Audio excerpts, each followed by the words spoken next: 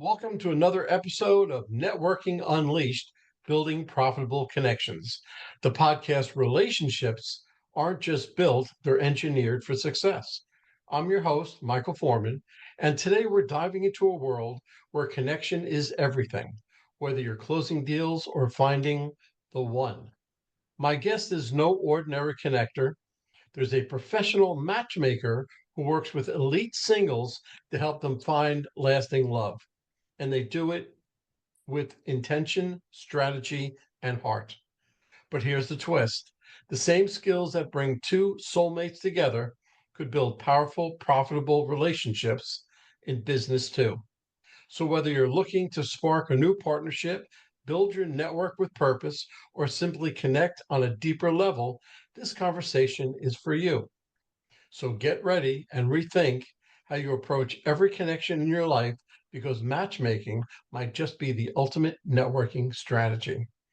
April, how are you? Welcome to the podcast. And please tell us a little bit about yourself. Hi, Michael. Thank you for having me. And yeah, my name is April Davis. I am the owner and founder of Luma Luxury Matchmaking. It's a high-end matchmaking firm, and we work with busy professionals and executives, people that are rather busy and very particular about the kind of person that they're looking to meet in a match. And so they utilize our service to find that person. So essentially, we're like an executive recruiter, but for people's love lives. Good, good. I like that. I like that a lot. Okay, so let's delve right into this. What's your go to conversation starter when networking with potential clients? I think people's favorite thing to talk about is themselves, right? So I'll go into just, you can always start with any kind of basic level type thing, or just, it depends on what you know about them.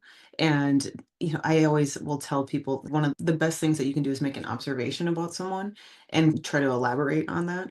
So if you know somebody did, say, ballet for 20 years or something, that tells you that they're very persistent, they're very dedicated type of personality, and it can give you just some insights into the kind of person that they are. Because what does it take to be that level of an athlete? And then so maybe making a comment about that and insinuating something about them and relaying that back to them, because people love to hear and they love to talk about themselves, and they love to hear other people's insights on who they are too. That's very good, because you have hit upon the intricacies of networking itself. So when you speak to somebody, you let them talk about themselves. And there's Mhm. a mantra for networking: know you, trust you, they'll do business with you. And I think you hit all those bits right in your first sentence. So that was Mhm. outstanding. I Okay, passed. so you Check. passed. You passed. Great. I got an A for Um, the day. Perfect. but we still have a little bit to go, and I'll let you know Okay. afterwards. Okay. Um, Thanks. I said know you, like you, trust you. They'll do Mhm. business with you. Now, of course, yours is slightly different, but how do you quickly establish rapport and credibility in the matchmaking industry? Credibility, it's based on, I've been doing this since I was 16 years old, and I've created this international company that is also a part of the Inc.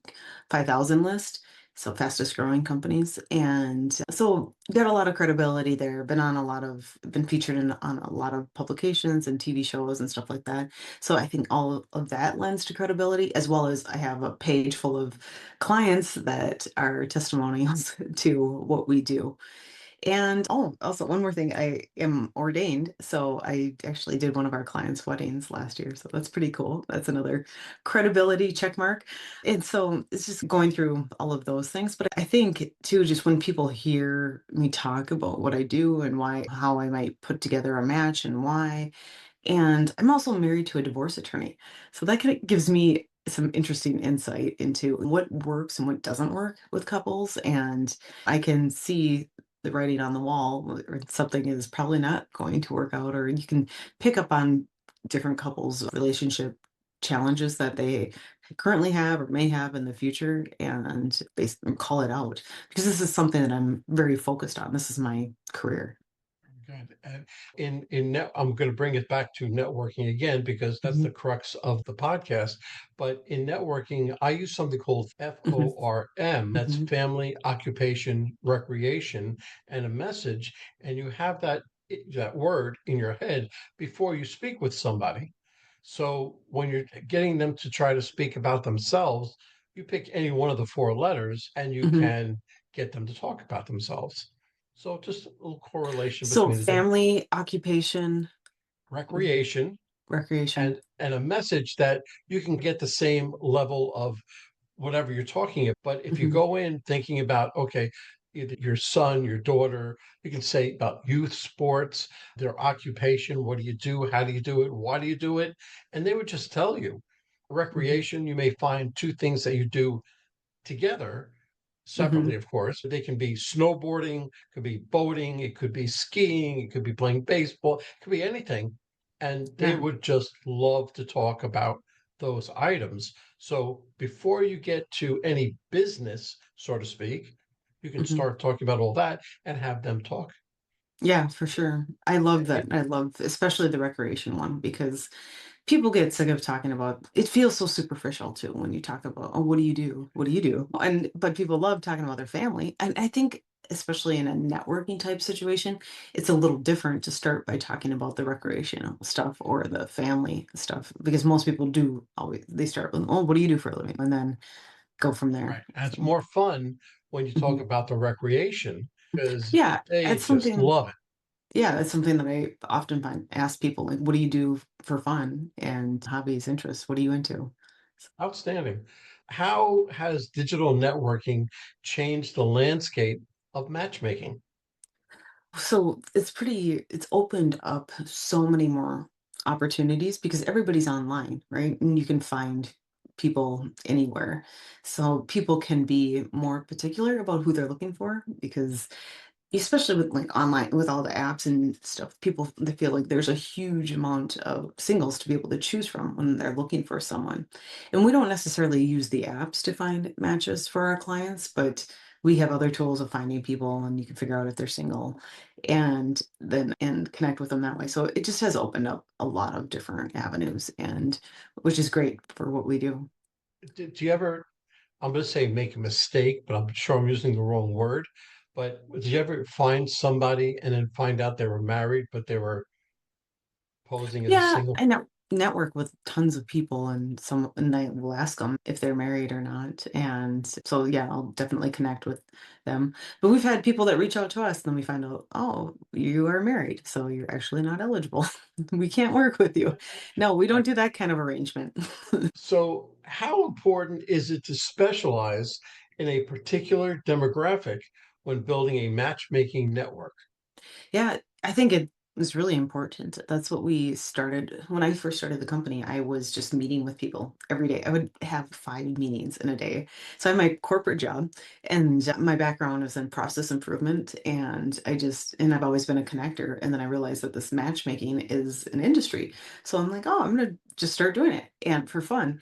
And so the first year I was doing it for free and just would meet with people, building up my network.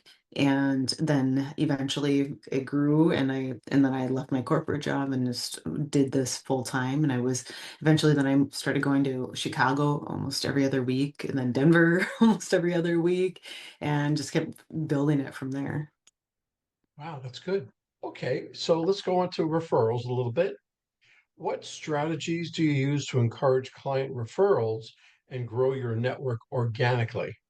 This naturally does it. We get naturally a lot of referrals from people, but also it's in our signature line asking people. And we also will send out an email to our network. So we have our own proprietary database of individuals, and we'll say like we have a client that we're looking for a match to, and we'll blast that client's information to our the people that are in that client's area, and say, is this you or someone you know?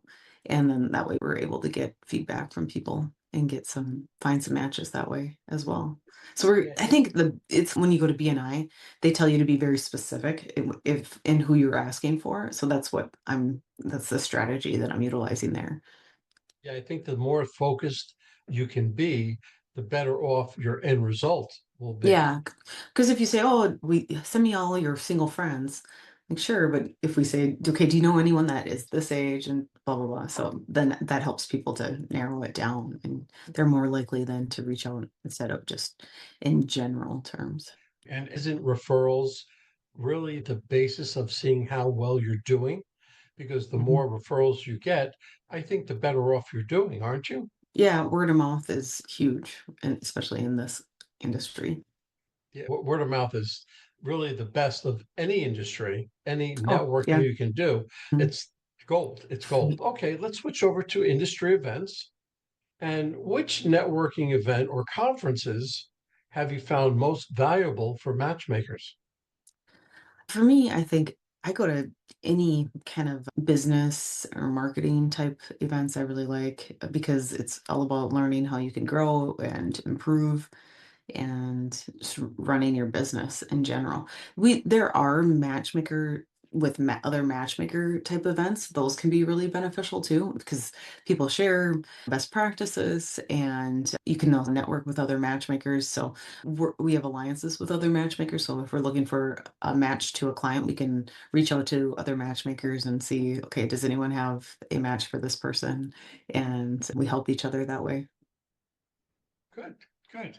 Okay, so let's change this a little around to partnerships. Mhm. And how do you cultivate mutually beneficial relationships with other professionals in adjacent industries? Yeah, so we have a partnership with wardrobe consultants. And so we will offer a complimentary wardrobe stylist session with these wardrobe consultants.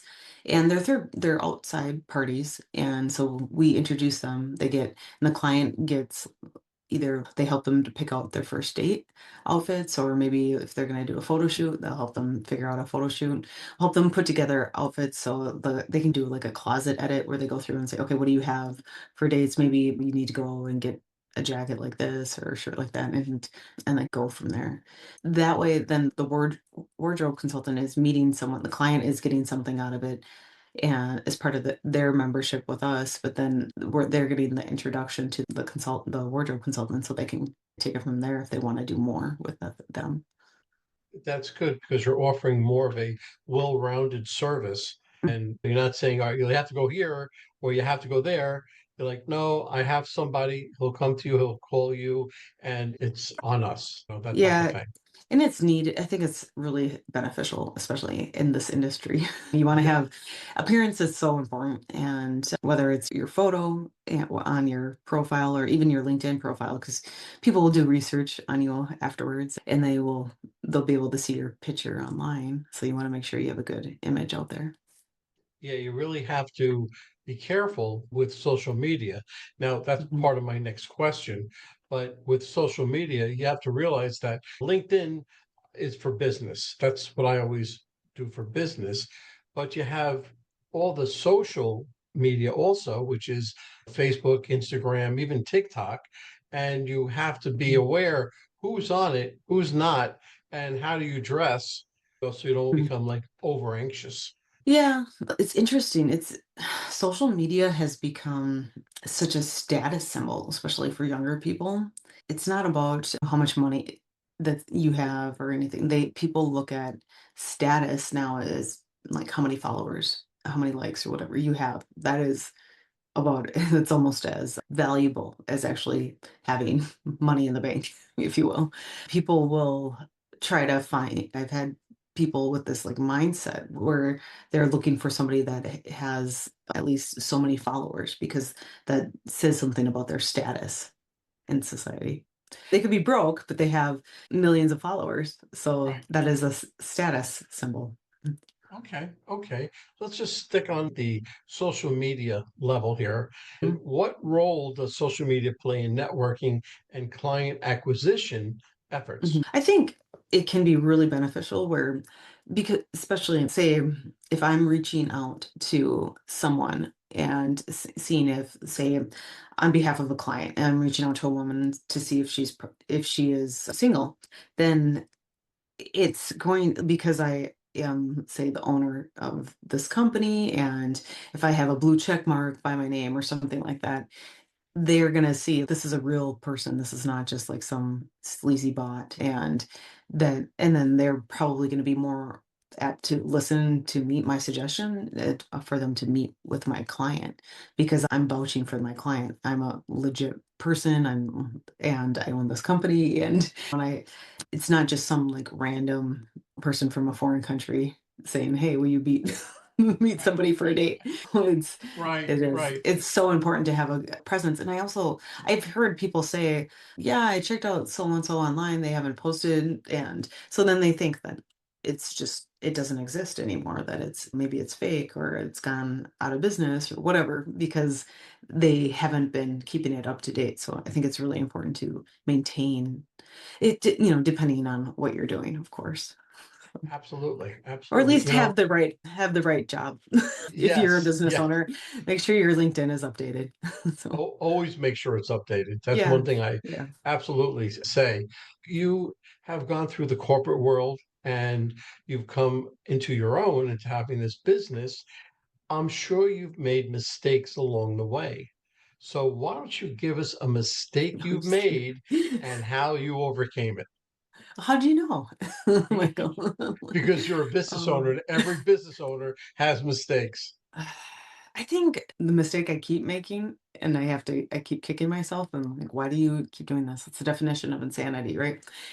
Is you have to trust your gut. Like usually something's not going to be right. Something's not going to work. And you definitely have to lean into that. But at the same time, I think I'm very optimistic. Obviously, to be a business owner, I think you have to be an eternal optimist.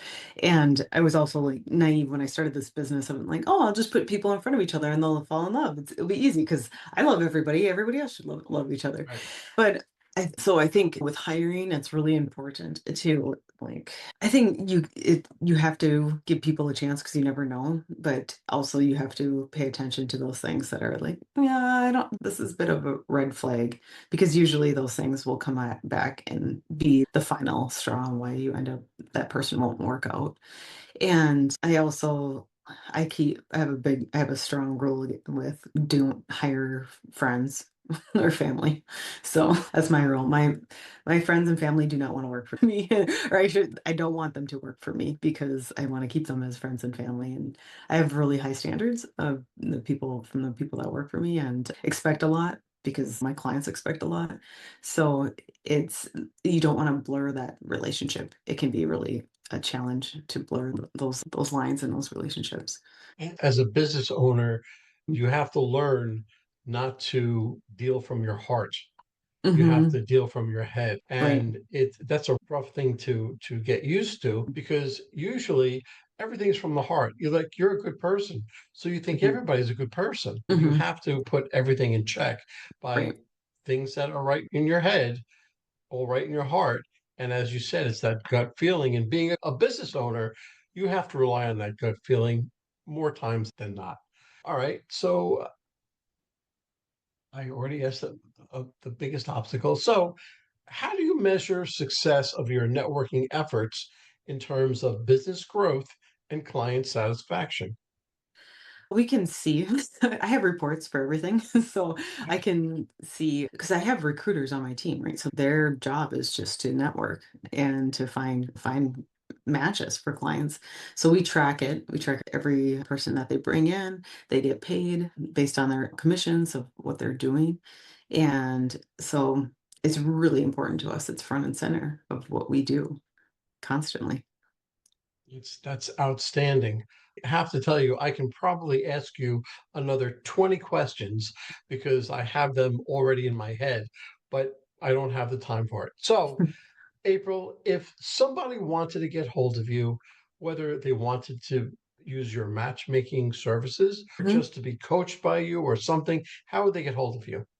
So anyone can join our database and be considered as a match. We have over 50,000 members in our proprietary database, and it's just for us matchmakers to see. It's private. It's not for clients or other random people online to see. And that's free, or that you can become a client where we are working on proactively on your behalf. And to get started with that, you just go to our website, lumasearch.com, and Luma stands for Luxury Matchmaking, LUMA search.com, and fill out the profile form, then meet with one of our matchmakers and go from there. April, that sounds great. And I have to tell you, I love your name because that's my wife's name. She sounds pretty cool. Yeah, she's definitely a pretty cool person. I bet. Um, April, I loved having you on the podcast. I hope all of my listeners got something out of it. I hope they contact you if they need you. But either way, I hope to speak with you soon. Thank you for having me. Take You're care. welcome. Well, hold on, folks. Don't go anywhere. Let me just read a few of our sponsors that we have. Struggling to reach success? Maybe it's time to quit. In Quit Your Way to Success by Rodney Davis, this reveals 27 steps to breaking bad habits that hold you back. This powerful book helps you rewire your mindset, take control of your actions, and turn setbacks into stepping stones. With real life examples, motivational quotes, and actionable lessons, especially for sales professionals, you'll gain the tools to quit, what's stopping you, and start winning. Transform your future today. So Quit Your Way to Success by Rodney Davis, available now on Amazon. And this is a nonprofit called Revved Up Kids. This is something I believe in wholeheartedly. Revved Up Kids is on a mission to protect children and teens from sexual abuse, exploitation, and trafficking. They provide prevention training programs for children, teens, and adults. To learn more, go to revvedupkids.org. That's REVVEDUPKIDS.org. Well, that's a wrap, folks.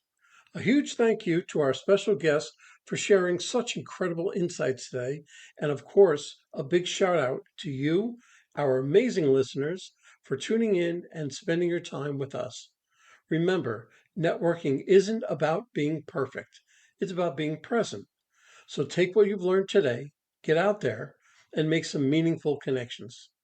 If you enjoyed this episode, don't forget to subscribe, leave us a review, and share it with someone who could use a little networking inspiration.